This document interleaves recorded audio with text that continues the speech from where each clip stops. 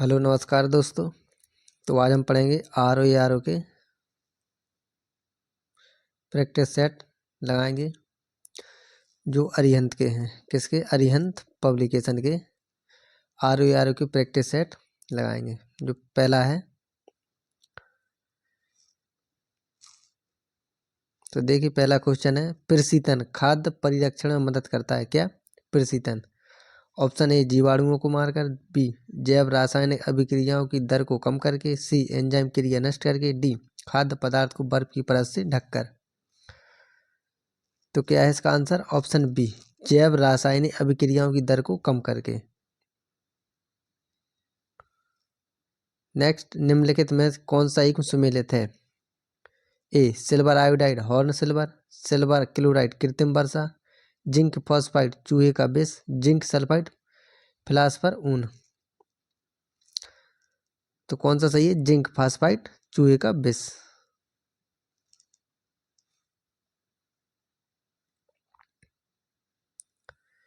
Next है, निम्न में से किस उद्योग में अभ्रक कच्चे माल के रूप में प्रयुक्त होता है? क्या? अभ्रक कच्चे माल के रूप में प्रयुक्त होता है। ए लोहा और इस्पात, बी खिलौने, सी गिलास और कुम्हारी, डी विद्युत। तो किस में होता है अभ्रक कच्चे माल के रूप में? विद्युत में। किस में? विद्युत में। किस रूप में होता है? कच्चे माल के रूप में। नेक्स्ट दिया गया है, ए रुधिर कोशिकाएं, दूसरा अस्थि कोशिकाएं, तीसरा बाल रज्जु, चौथा लार सलाइवा। अपराध की जांच में डीएनए परीक्षण कौन सा? डीएनए परीक्षण हेतु जो नमूने लिए जाते वे हो सकते हैं।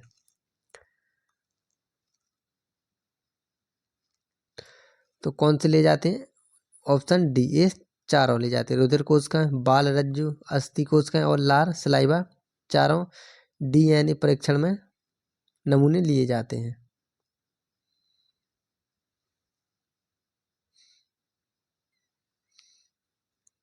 नेक्स्ट है, मस्तिष्क तथा मेरुरज्जु पर चढ़ी झिल्ली में सूजन आ जाने से होने वाला रोग है। किसमें? मस्तिष्क तथा मेरुरज्जु पर चढ़ी झिल्ली में सूजन आ जाने से होने वाला रोग है। तो कौन सा रोग है? Option D meningitis. कौन सा रोग हो जाता है? मेनिंजाइटिस रोग। नेक्स्ट, निम्नलिखित कथनों में से कौन से सही हैं? सही उत्तर का चयन करें। ए मानव शरीर में उर्विका या फीमर सबसे लंबी अस्थि है। दूसरा, हैजा रोग जीवाणुओं के द्वारा होता है। तीसरा, एलिफिट फुट रोग विषाणु के द्वारा होता है। देखिए कूट ऑप्शन है ए और दो, बी एक और तीन, सी दो और तीन, डी ए सभी। तो कौन कौन है? मानव शरीर में उर्विका फीमर सबसे लंबी अस्थि ग्रंथि, ये सही है। और दूसरा, हैजा रोग जीवाणुओं के द्वारा होता है, ऑप्शन ए सही है। एक और दो सही है। नेक्स्ट, निम्न में से कौन एक ऐसा पदार्थ है जो समुद्र में बहुतायत से प्राप्त होता है और एक विशिष्ट कमी वाली व्याधि में दिया जाता है? ऑप्शन ए लोह, B vitamin A, C fluorine, D iodine. तो क्या दिया जाता है? Option D iodine. क्या? समुद्र में बहुतायत से होता है और एक विशिष्ट कमी वाली व्याधि में दिया जाता है। क्या? आयोडीन।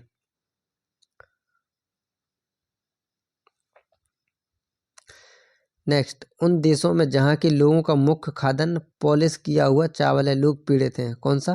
पॉलिश किया हुआ चावल से कौन सा रोग होता है? तो ऑप्शन ए चर्मगाय pellagra, B beriberi, C scurvy, D osteomalacia. तो कौन सा रोग हो जाता है पॉलिश किए हुए चावल से? बेरी यानी सूखा रोग। कौन सा? बेरी रोग हो जाता है। क्या खाने से? पॉलिश किए हुए चावल खाने से। नेक्स्ट, प्रक्षेपास्त्र अस्त्र है। कौन सा? प्रक्षेपास्त्र अस्त्र है। तो क्या? और ए एक स्थल से स्थल प्रक्षेपास्त्र, बी एक स्थल से हवा प्रक्षेपास्त्र, सी एक स्थल से हवा प्रक्षेपणास्त्र, डी एक जल से स्थल प्रक्षेपणास्त्र। तो कौन सा है? ऑप्शन सी एक हवा से हवा प्रक्षेपणास्त्र। क्या? प्रक्षेपणास्त्र। नेक्स्ट, निम्नलिखित में से कौन एक भारत की सबसे बड़ी सॉफ्टवेयर कंपनी है? कौन सी सॉफ्टवेयर कंपनी? ए इन्फोसिस, बी TCS, सी विप्रो, डी SCL टेक। तो कौन सी सबसे बड़ी भारत की सॉफ्टवेयर कंपनी? TCS। कौन सी है? TCS।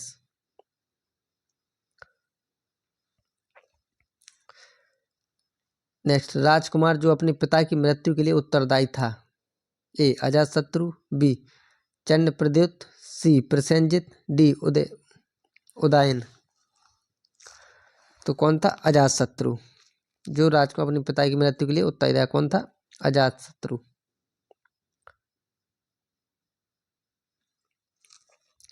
नेक्स्ट, महाभाष्य के लेखक पतंजलि समसामयिक थे? कौन? पतंजलि समसामयिक थे, यानी किसके काल के थे? ए चंद्रगुप्त मौर्य, बी अशोक के, सी पुष्यमित्र शुंग के, डी चंद्रगुप्त प्रथम के। तो किसके थे? पुष्यमित्र शुंग के समकालीन थे। कौन? पतंजलि महाभाष्य। नेक्स्ट, महान जैन विद्वान हेमचंद्र किसकी सभा को अलंकृत करते थे? कौन? हेमचंद्र। तो ए अमोघ वर्ष, बी कुमारपाल, सी जयसिंह सिद्धराज, डी विद्याधर। तो किसकी करते थे? जयसिंह सिद्धराज की सभा को अलंकृत करते थे। कौन? विद्वान हेमचंद्र। नेक्स्ट, योग दर्शन के प्रतिपादक हैं? ए पतंजलि, बी योगी गोरखनाथ, सी स्वामी रामदेव, डी शंकराचार्य। तो कौन है? ऑप्शन ए पतंजलि सही है। क्या योग दर्शन के प्रतिपादक कौन है? पतंजलि। नेक्स्ट, गंगा घाटी में धान की खेती का प्राचीनतम प्रमाण कहाँ से मिलता है? कहाँ पर? गंगा घाटी में धान की खेती का प्राचीनतम प्रमाण। Option A Lahuradewa, B Senuwar, C सोयगोरा, डी कौशाम्बी।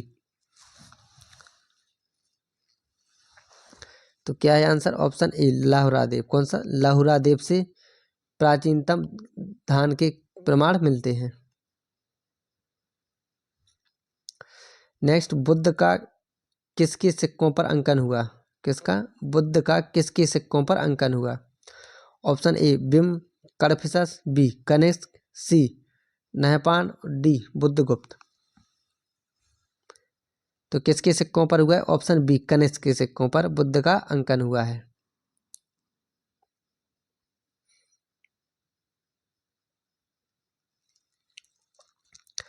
नेक्स्ट, ऋग्वेद में निम्नांकित किन नदियों का उल्लेख अफगानिस्तान के साथ आर्यों के संबंध का सूचक है? ए अस्किनी, बी परुसणी, सी कुबा या किरमु, डी विपासु या सुतुद्री। तो किस नदी का है? कुबा नदी का। कौन सा? कुबा या किरमु नदी का ऋग्वेद में अफगानिस्तान के साथ आर्यों के साथ संबंध का सूचक है।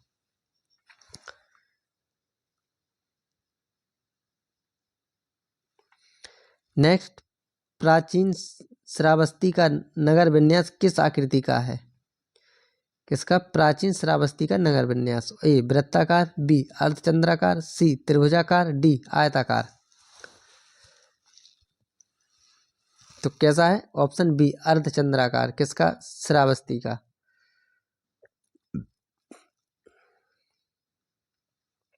नेक्स्ट, मनुस्मृति मुख्यतः संबंधित है? ए समाज व्यवस्था से, बी कानून से, सी अर्थशास्त्र से, डी राज्य कार्य पद्धति से। तो किससे संबंधित है मनुस्मृति? ऑप्शन ए समाज व्यवस्था से। किससे? समाज व्यवस्था से। नेक्स्ट, निम्नलिखित में से किसने आगरा की स्थापना की थी? किसकी? आगरा की। ऑप्शन ए बलबन ने, बी बहलोल लोदी ने, सी सिकंदर लोदी ने, डी फिरोज तुगलक ने। तो किसने की थी? ऑप्शन सी सिकंदर लोदी ने। किसने? सिकंदर लोदी ने आगरा की स्थापना की थी।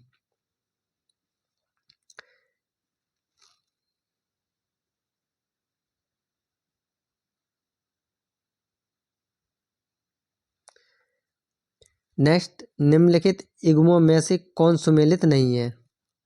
ए अजमेर कुब्बल उल इस्लाम, जौनपुर अटाला मस्जिद, मालवा जहाज महल, डी गुलबर्गा जामा मस्जिद। तो कौन सम्मिलित नहीं है? अजमेर, कुब्बत उल इस्लाम, और तीनों ये सही है। जौनपुर में अटाला मस्जिद, मालवा में जहाज महल, और गुलबर्गा में जामा मस्जिद। नेक्स्ट, निम्नलिखित सूफी संतों में से कौन एक सर्वप्रथम अजमेर में बस गए थे? कौन सूफी संत सर्वप्रथम अजमेर में बस गए थे? Option A Sheikh Muhiddin Chishti, B Sheikh Qutbuddin Bakhtiyar Kaki, C Sheikh Nizamuddin Auliya, D Sheikh Salim Chishti.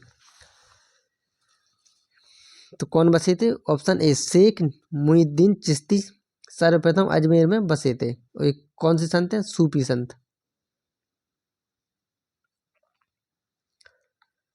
Next, जिसके शासन में गुरु नानक देव ने सिख धर्म की स्थापना की वह कौन थे? Option A Firoz Shah Tughlaq, B Sikandar Lodi, C Humayun, D Akbar.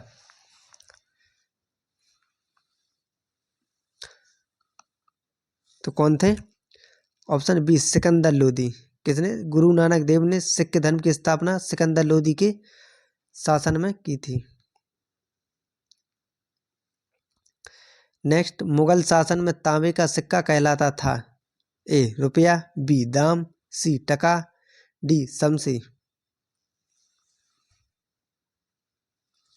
तो क्या कहलाता? ऑप्शन बी दाम। किस शासन में? मुगल शासन में तांबे का सिक्का दाम नाम से प्रचलित था। नेक्स्ट, निम्नांकित मराठा देवियों में जिसने 1700 ईस्वी से आगे मुगल साम्राज्य के विरुद्ध संघर्ष का नेतृत्व किया वह कौन थी? ए अहिल्याबाई, बी मुक्ताबाई, सी ताराबाई, डी रुक्मणीबाई। तो कौन थी? Option C Tarabai. नेक्स्ट, वर्ष 1928 में हिंदुस्तान सोशलिस्ट रिपब्लिकन एसोसिएशन की स्थापना कहाँ हुई थी? किसकी? Hindustan socialist Republican association.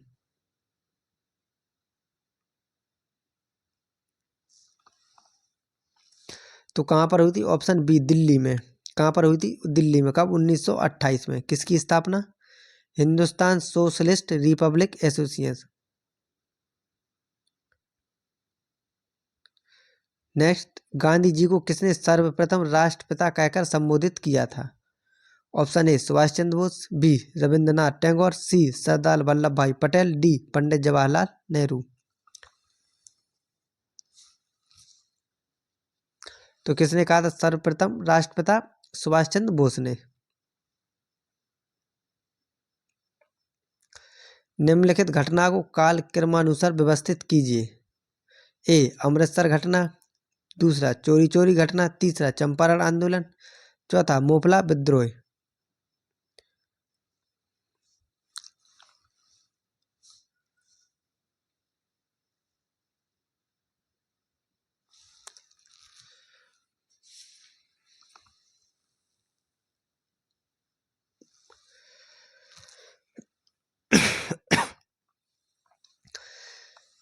तो देखिए, अमृतसर घटना कब हुई थी?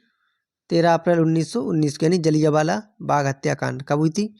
1919 को। चोरी चोरा 1922 को, मोपला विद्रोह 1921 को, और चंपारण 1917 को। तो सबसे पहले कौन हुई थी? चंपारण, यानी 3। फिर कौन सी हुई थी? अमृतसर घटना 1 1919। फिर चोरी चोरा घटना 1922 में, और मोपला विद्रोह 1921, यानी 4। फिर दूसरा 3 1 4 2, किसमें? Option C. तो अमृतसर कब हुई थी? 1919 में। चोरी चोरा 1922 में, मोपला 1921 में, Champaran 1917।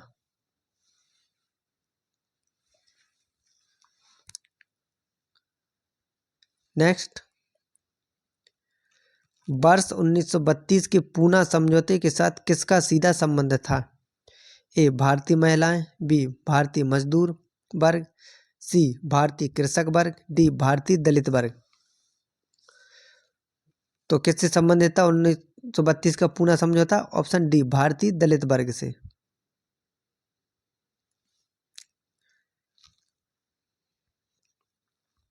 Next, the Indian struggle नामक प्रसिद्ध पुस्तक किसने लिखी?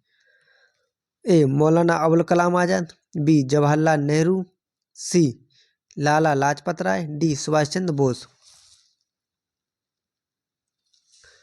तो किसकी पुस्तक है the Indian struggle? Option C Subhash Chandra Bose. किसकी है? ऑप्शन डी सुभाष चंद्र बोस की। नेक्स्ट, यहाँ भारत में एक क्रांति होने जा रही है और हमें जल्दी से चले जाना चाहिए, यह किसने कहा? A sir Stafford Cripps, B lord Pethick Lawrence, C lord Wavell, D A B Alexander. तो किसने कहा था? ऑप्शन सी लॉर्ड बेबल ने क्या कहा था? भारत में एक क्रांति होने जा रही और हमें जल्दी से चले जाना चाहिए, यानी भारत जल्दी से छोड़ देना चाहिए। किसने कहा था? लॉर्ड बेबल ने।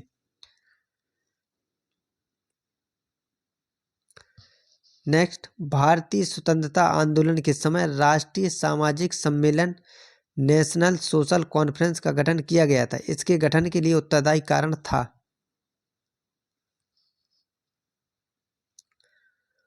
ऑप्शन ए बंगाल क्षेत्र के विभिन्न सामाजिक सुधार समूह संगठन किसी एक मंच पर एकत्रित होकर व्यापार हित में मांग पत्र सरकार के समक्ष प्रस्तुत करना चाहते थे। बी भारतीय राष्ट्रीय कांग्रेस अपने कार्यक्रम में सामाजिक सुधारों को नहीं रखना चाहती थी, इसलिए प्रस्तुत उद्देश्य के लिए उसने अलग से संगठन बनाने का सुझाव दिया। सी बहरामजी मालवारी और एमजी रानाडे ने यह सुनिश्चित किया कि देश के समस्त सामाजिक सुधार समूहों को एक संगठन के अंतर्गत लाया जाए। डी उपरोक्त में से कोई नहीं।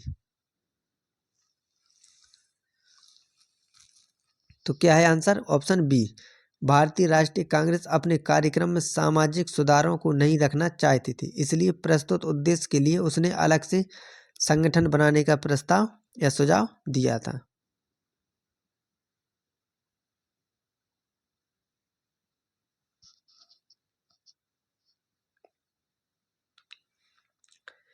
नेक्स्ट, रैयतवाड़ी बंदोबस्त के संदर्भ में निम्नलिखित कथनों पर विचार कीजिए। कौन सी? रैयतवाड़ी बंदोबस्त। तो क्या है? पहला है किसानों द्वारा लगान सीधे सरकार को दिया जाता था। दूसरा, सरकार रैयत को पट्टे देती थी। तीसरा, कर लगाने के पूर्व भूमि का सर्वेक्षण और मूल्य निर्धारण किया जाता था। उपर्युक्त में से कौन सा ऐसे कथन सही है? देखिए, ए केवल एक, बी एक और दो, सी ए सभी और डी इनमें से कोई नहीं। तो कौन से सही है? ऑप्शन ए केवल पहला सही है। किसानों द्वारा लगान सीधे सरकार को दिया जाता था। किसमें? रैयतवाड़ी बंदोबस्त में सीधे किसानों द्वारा लगान सीधे सरकार को दिया जाता था। नेक्स्ट, ब्रह्म समाज के बारे में निम्नलिखित में से कौन सा ऐसे कथन सही है? ए इसने मूर्ति पूजा का विरोध किया। दूसरा, धार्मिक ग्रंथों की व्याख्या के लिए इसने पुरोहित वर्ग को अस्वीकारा। तीसरा, इसने इस सिद्धांत का प्रचार किया कि वेद त्रुटिहीन है। निम्नलिखित कूटों के आधार पर सही उत्तर चुनिए। ए केवल एक, बी एक और दो, सी केवल तीन, डी ए सभी।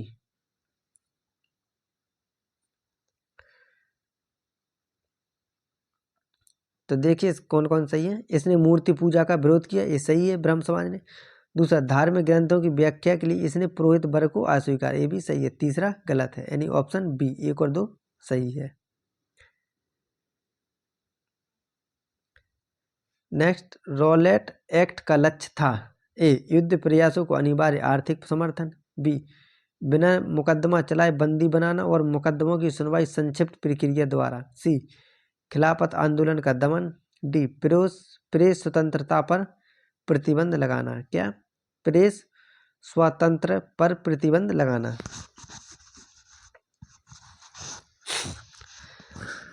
तो क्या लक्ष्य था?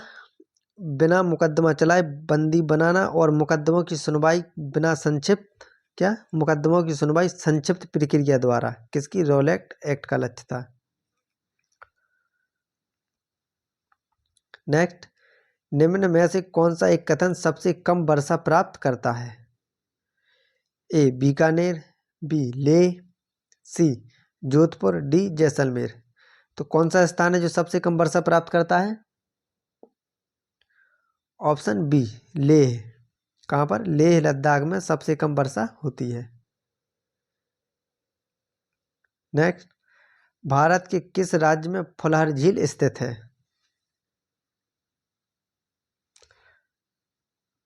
ए मध्य प्रदेश में, बी उत्तराखंड में, सी उत्तर प्रदेश में, डी बिहार में। तो कहाँ पर है फुलहर झील? ऑप्शन सी उत्तर प्रदेश में।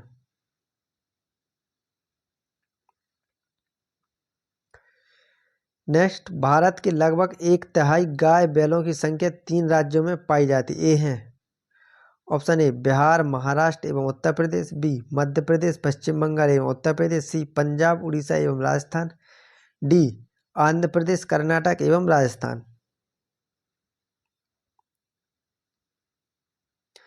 तो कहाँ पर? ऑप्शन बी मध्य प्रदेश, पश्चिम बंगाल एवं उत्तर प्रदेश में गाय और बैलों की 1/3 जनसंख्या पाई जाती है। कहाँ पर? मध्य प्रदेश, पश्चिम बंगाल और उत्तर प्रदेश में।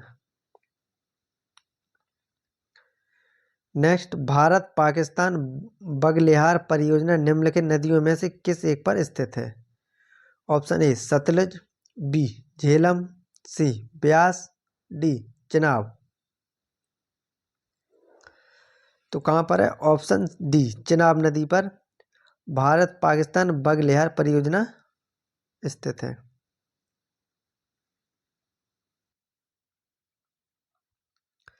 नेक्स्ट, भारत की निम्नलिखित जनजातियों में से कौन बहुपतित की प्रथा मानती है? कौन सी? जिसमें एक से ज्यादा पति हों, पत्नियों के, तो बहुपतित प्रथा मनाती है। ए गौड़, बी नागा, तीसरा जौनसारी, चौथा टोडा। तो कौन सा ऑप्शन सही है? तो कौन सी जनजाति में होती है? जौनसारी और टोडा जनजाति में बहुपतित प्रथा प्रचलित है।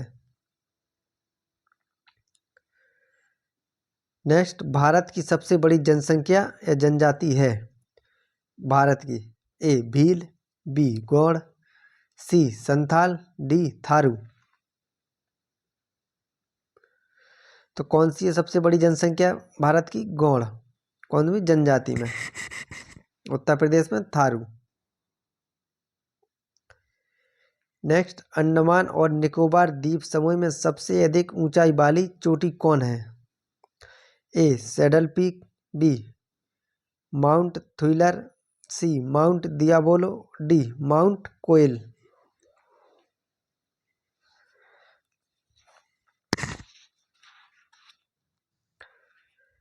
तो कौन है? सैडल पीक सबसे ऊंची चोटी है अंडमान निकोबार की। कौन? Saddle peak. नेक्स्ट, निम्न नदियों में से किसका सर्वाधिक बड़ा जल ग्रहण क्षेत्र है? ए नर्मदा, बी महानदी, सी गोदावरी, डी कृष्णा।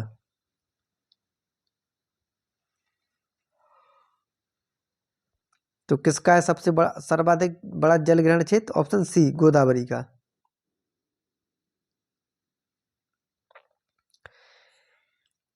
वृक्षादित क्षेत्र सर्वाधिक है?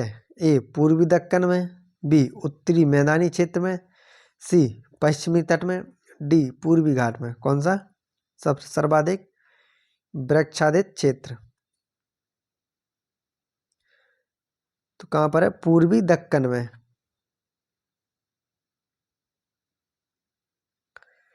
नेक्स्ट, उत्तरी पूर्वी मानसून से सबसे अधिक वर्षा प्राप्त करने वाला राज्य है? किससे? उत्तर पूर्वी मानसून से। ए असम, बी पश्चिम बंगाल, सी तमिलनाडु, डी उड़ीसा।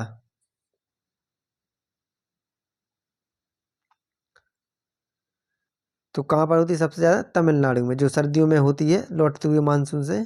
तो कौन सा होता है वो? East north east monsoon. सबसे ज्यादा वर्षा कहाँ होती है? तमिलनाडु के तट पर।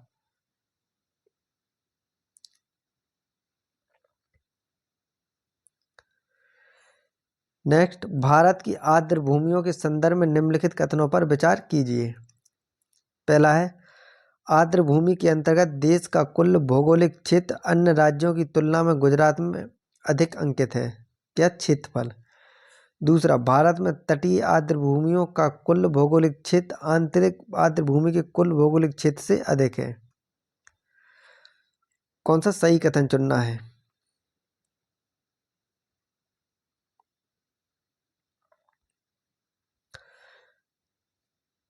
तो कौन सा है? ऑप्शन सी, 1 और 2 दोनों।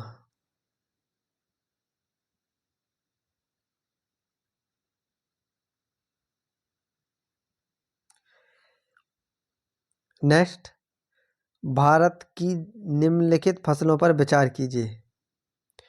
पहला मूंगफली, दूसरा तिल, तीसरा बाजरा। उपरोक्त में से कौन सी प्रमुखतः वर्षा आधारित फसल है? ऑप्शन ए 1 और 2, बी 2 और 3, सी केवल 3, डी ये सभी। तो कौन सी प्रमुखतः वर्षा आधारित फसल है? ये तीनों फसल हैं। कौन सी? वर्षा, मूंगफली, बाजरा, तिल, मक्का, उड़दा या उड़द, मूंग, ज्वार आदि ये वर्षा आधारित फसलें हैं। सोयाबीन। नेक्स्ट, निम्नलिखित कथनों पर विचार कीजिए। पहला है, दक्षिण भारत से उत्तरी भारत की ओर मानसून की अवधि घटती है। दूसरा, उत्तरी भारत के मैदानों में वार्षिक वृष्टि की मात्रा पूर्व से पश्चिम की ओर घटती है। सही कथन चुनना है। ऑप्शन ए केवल 1, बी केवल 2, सी 1 और 2 दोनों, डी ना तो 1 और ना ही 2। तो कौन सा सही है? ऑप्शन सी, दोनों कथन सही है। क्या? दक्षिण भारत से उत्तर भारत की ओर मानसून की अवधि घटती है, ये सही है। उत्तरी भारत के मैदानों में वार्षिक वृष्टि की मात्रा पूर्व से पश्चिम की ओर घटती है।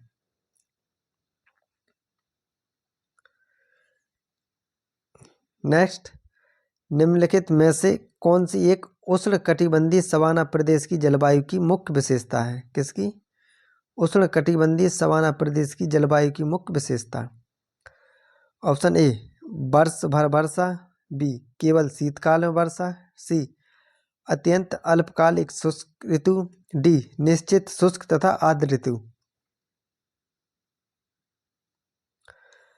तो कौन सी है? ऑप्शन सी, अत्यंत अल्पकालिक शुष्क ऋतु। कौन सी? उष्णकटिबंधीय सवाना प्रदेश की जलवायु।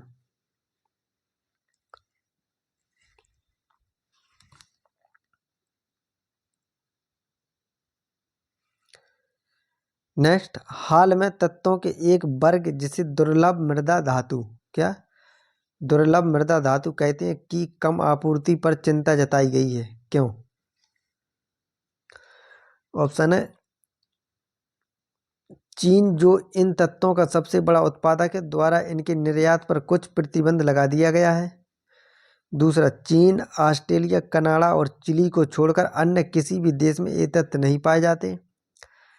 तीसरा, दुर्लभ मृदा धातु विभिन्न प्रकार के इलेक्ट्रॉनिक सामानों के निर्माण में आवश्यक है और इन तत्वों की मांग बढ़ती जा रही है। तो ऑप्शन है, कौन सा कथन सही है? ऑप्शन ए केवल 1, बी 2 और 3, सी 1 और 3, डी ये सभी।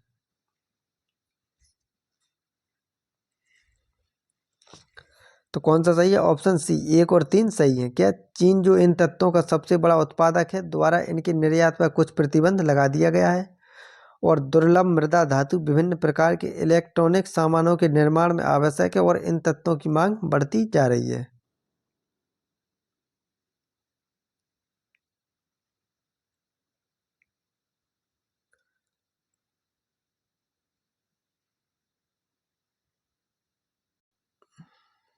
तो चलिए दोस्तों, एक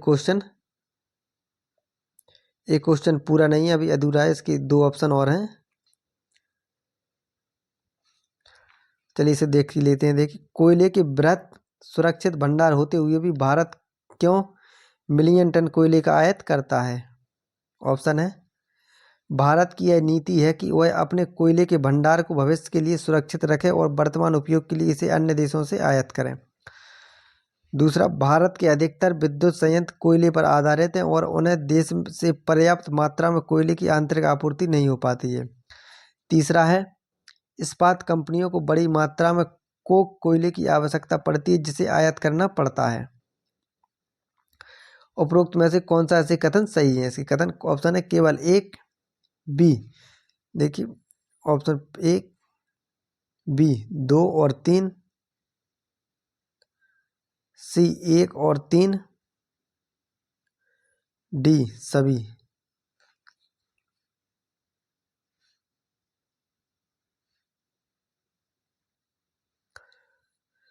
देखिए दोस्तों, दूसरा और तीसरा ऑप्शन सही है, यानी 2 और 3 सही है। दूसरा क्या है?